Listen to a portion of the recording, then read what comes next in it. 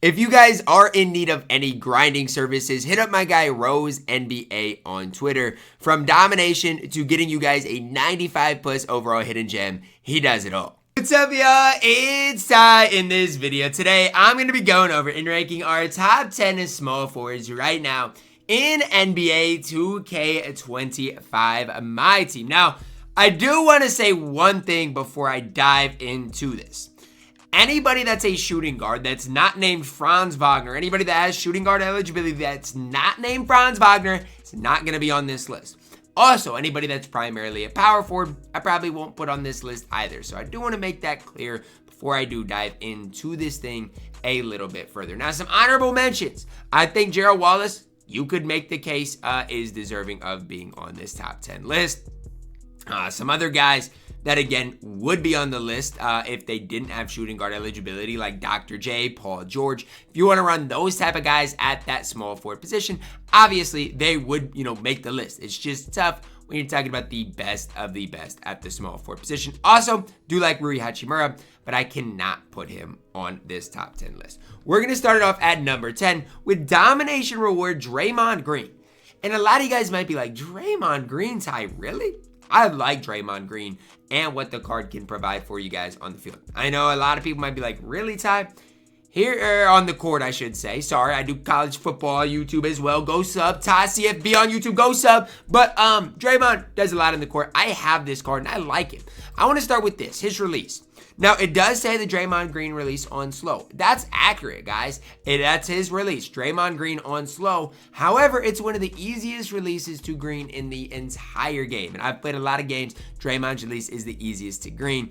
Defensively, the animations Draymond gets are immaculate. It's tough to even kind of, process. But the animations he gets are so good on this game. So when I'm looking at some of your best small forwards in the game, Draymond Green is absolutely that. If you want to play him at power forward, he can get by as well.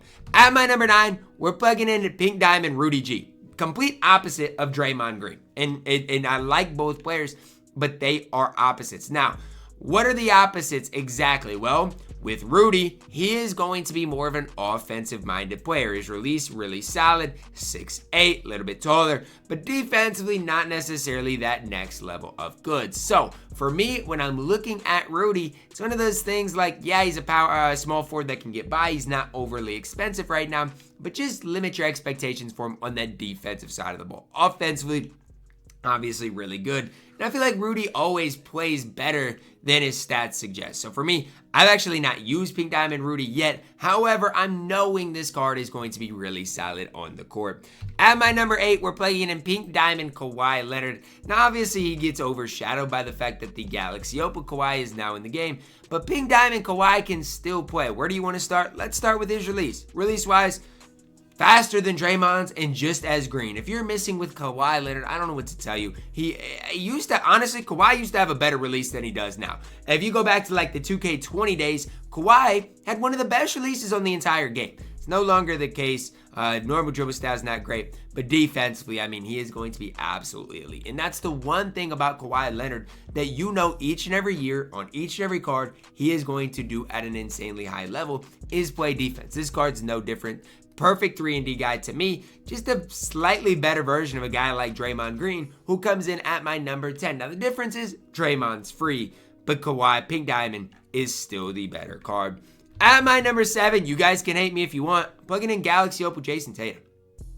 A lot of people might be higher in this Jayson Tatum than myself, and that's fine. At the end of the day, use cards that you like. You like this Jayson Tatum, do what you have to do. But to me, he's way overpriced, and I just don't love the overall card. 96 3-ball, 94 speed, defensively solid, but I don't think is that great. Playmaker-wise, solid, but again, I don't think it's that great. To me, when I'm looking at Tatum, he's fine. You can absolutely use this card. You can absolutely have a lot of success with him, but I don't see what he gives you as far as an overall picture that is next level good. His release is okay, not great. He does not have a leaner. His dribble style is not that great. His hot spots stink. Tell me what you guys see out of Jayson Tatum that I don't see. Because, like, genuinely, I do not love this card whatsoever. I don't think this card is a top 5 small forward in this entire game. That's where I'm at with JT. I know a lot of people are going to disagree, but that's the facts.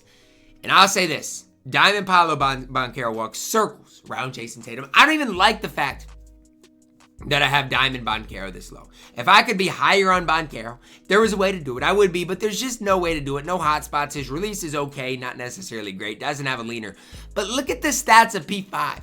There are no flaws in Paolo Banchero's game at all. Like Draymond Green, he has a slow release. Paolo's isn't really slow. Some people might be undersized. Paolo is 6'10".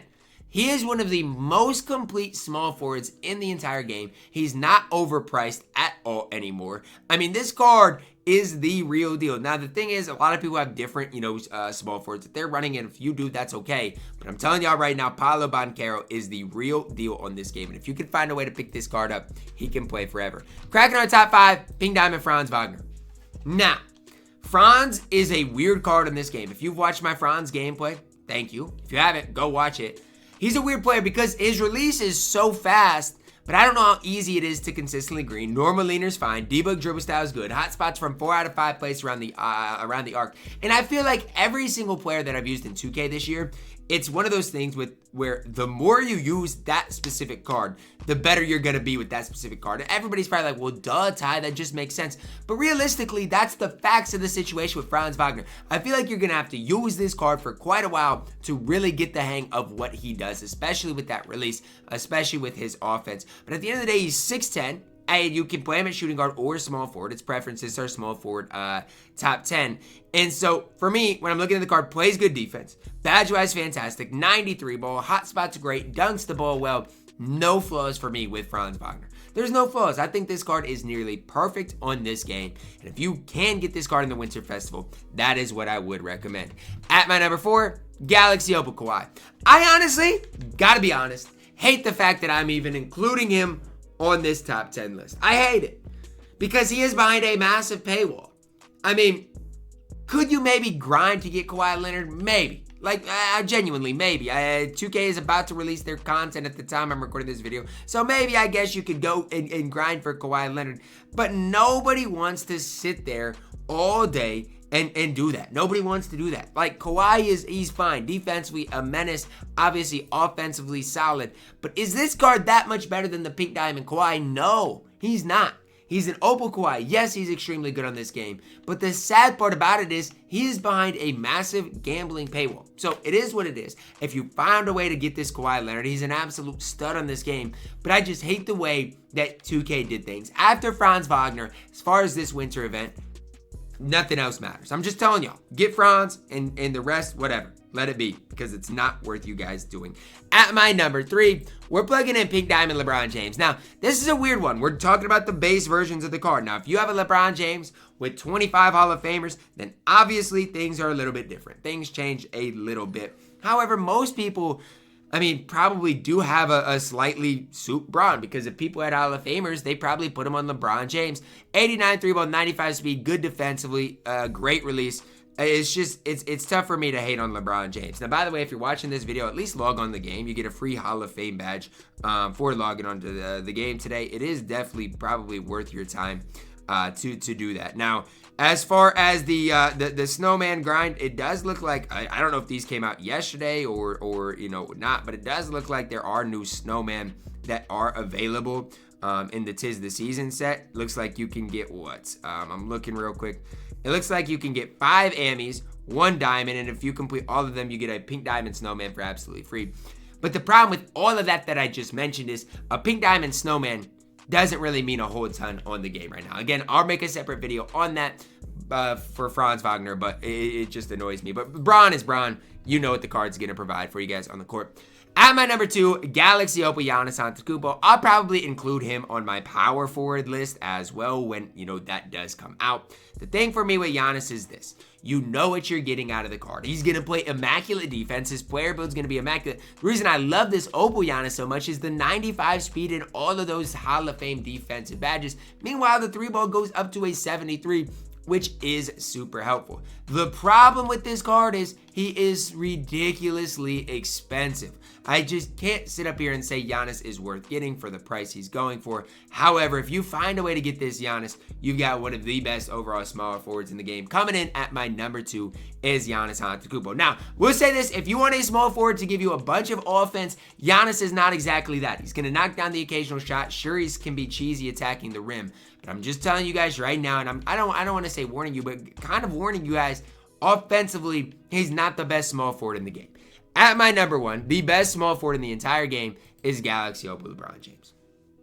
He is the best small forward in the game. 92 3-ball, 97 speed, perfect defense, good driving dunk, good ball handler. There's nothing bad I can say about this card. He is your best small forward in the game. He's just ridiculously priced. I'm telling you right now, the Pink Diamond LeBron is not that much worse. So for their prices, guys, please just go get the Pink Diamond LeBron if you do want LeBron James on this game. Genuinely. I know a lot of people want the highest overall tier of cards and all this, all that, but for their prices, it is absolutely not worth it. So that's where I'm at with the 2 cards. That's where I'm at with my top 10 small forwards in this game. Let me know your thoughts on my small forward ranking list down below in the comments. Drop a like on the video, subscribe if you're new, and as always, man, I love you guys. Have a blessed day.